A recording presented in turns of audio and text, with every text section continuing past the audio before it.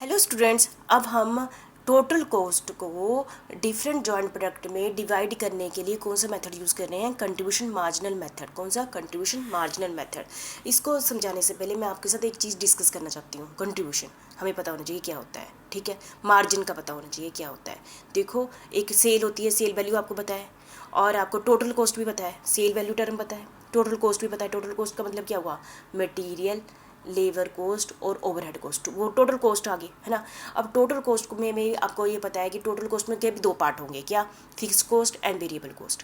Fix cost वो cost होती है जो फिक्स ही रहती है, और वेरिएबल कॉस्ट क्या है? जो कि वेरी होती है यूनिट वाइज, ठीक है। ये हमें पता है, ठीक है। दो चीज़ों को पता है ना, वेरिएबल कॉस्ट भी पता है और फिक्स कॉस्ट भी पता है, ठीक है। अब ये टर्म आपको पता है, तो कंट्रीब्यूशन क्या होता है? अब कंट्रीब्यूशन के लिए हम टोटल अमाउंट की बातें कर रहे हैं। Total sale value, total sale value जितने भी तीनों प्रोडक्ट की टोटल सेल वैल्यू ले ली, माइनस, कोई नहीं, मैं अब ये बस आप ऐसे समझो, कंट्रीब्यूशन कह सकते हैं, sale value minus variable cost. Variable cost को, वेरिएबल अमाउंट को माइनस कर दो तो क्या आ जाता है हमारे पास? कंट्रीब्यूशन आ जाता है, ठीक है। सेल माइनस वेरिएबल कॉस्ट को माइनस करते तो क्या करते हैं? कंट्रीब्यूशन आ जाता है। और कंट्रीब्यूशन में से फिक्स कॉस्ट माइनस करते हैं तो प्रॉफिट आ जाता है। वैसे हम क्या करें? सेल माइनस टोटल कॉस्ट कर दे तभी प्रॉफिट आ जाता है, या फिर ऐसे करने, sale minus variable cost, contribution में से फिक्स कॉस्ट माइनस की, फिर प्रॉफिट आ गया, ठीक है। मतलब अलग अलग माइनस किया तो हमें इससे कंट्रीब्यूशन टर्म का पता चल जाता है। यदि हम इस सिस्टम से करते हैं, और ये सिस्टम हमें बहुत जगह डिसीजन लेने में भी बड़ी हेल्प करता है। नहीं तो हम क्या करें? सेल माइनस टोटल कॉस्ट करते तभी प्रॉफिट उतना ही आएगा।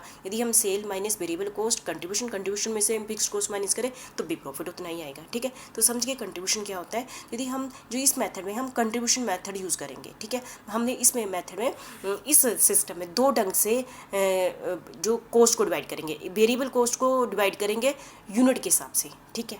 यूनिट और मल्टीप्लाई बाय वेरिएबल कॉस्ट। और फिक्स कॉस्ट को जो डिवाइड करेंगे, फिक्स कॉस्ट हमने टोटल कॉस्ट को दो भागों में बांट लेंगे, पहले फिक्स कॉस्ट और वेरिएबल कॉस्ट को। फिर जो वेरिएबल कॉस्ट को यूनिट के हिसाब से बांट देंगे, और फिक्स कॉस्ट को कंट्रीब्यूशन मार्जिनल रेशो के हिसाब से बांट देंगे। कैसे करेंगे मैं आपको ये पूरी एक एग्जाम्पल के साथ समझाऊंगी, बहुत ईजी है, ठीक है। चलो, थियरी आपको थोड़ा लगे, जब आप एग्जाम्पल करोगे तो आपको अच्छे से समझ आ जाएगा।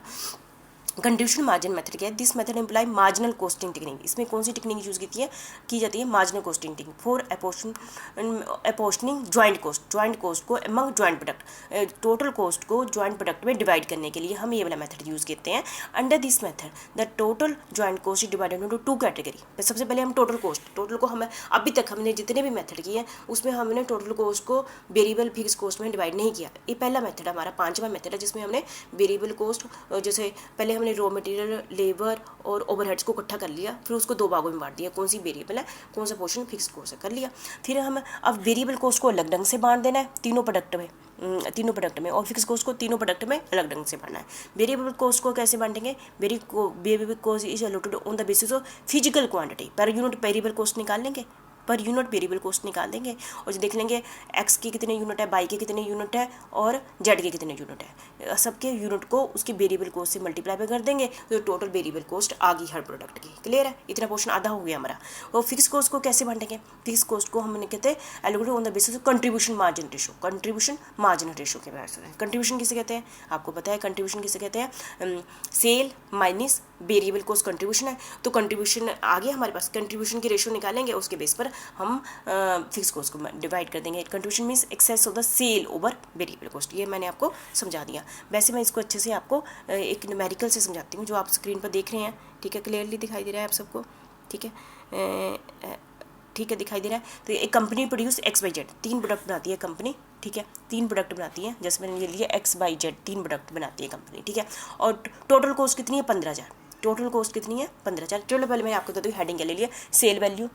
दूसरे नंबर पर सेल वैल्यू में से वेरिएबल कॉस्ट माइनस करो तो कंट्रीब्यूशन आ जाता है।